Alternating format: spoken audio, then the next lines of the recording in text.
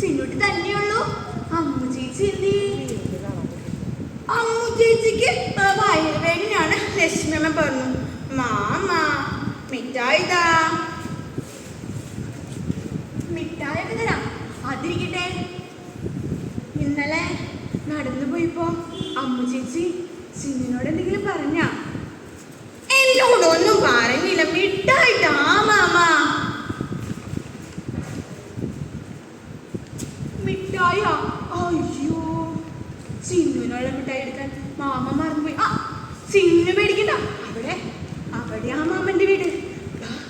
Mama മിഠായി തരാം, വാ.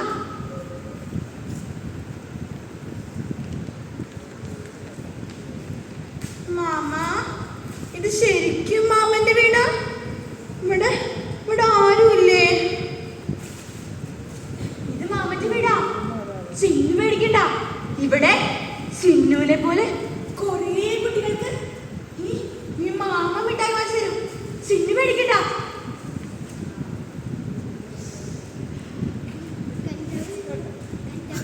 ചിന്നു, ഇത് കഴിക്കേ, ഇത് നല്ലതാ. ഇത് കഴിക്കേ ചിന്നു. മാമ വേണ്ട, എനിക്ക് മിഠായി വേണ്ട. സ്കൂളിൽ പോയ സമയമായില്ലേ, ചിന്നു പോട്ടെ. കഴിക്കേ ചിന്നു. ഈ പോലെ മിഠായി പോകാൻ പറ്റുമോ? വാ ചിന്നു, ഇത് നല്ലതാ. മാമ വേണ്ട, ചിന്നുവിന് വേദനിക്കാം. മാമ വേണ്ട മാമ. മാമ വേണ്ട മാമ. മാമ വേണ്ട മാമ.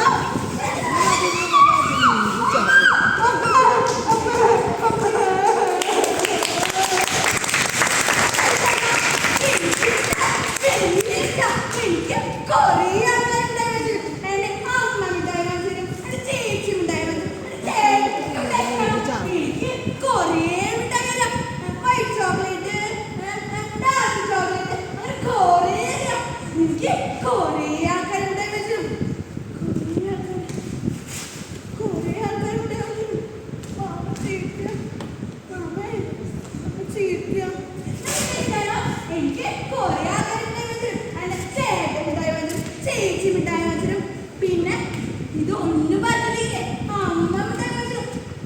അയ്യോ, ഇതിപ്പോ ഞാൻ നിങ്ങളോടൊക്കെ പറഞ്ഞില്ലേ. സാരില്ലാട്ടാ, നിങ്ങളുടെ ആരോടും പറയില്ല. അപ്പൊ അമ്മ വാങ്ങിച്ചു മിഠായി. അത് നല്ല വെക്കിട്ടാണ്. പറയില്ലല്ലോ, പറയില്ലല്ലോ. ആരോടും പറയില്ല.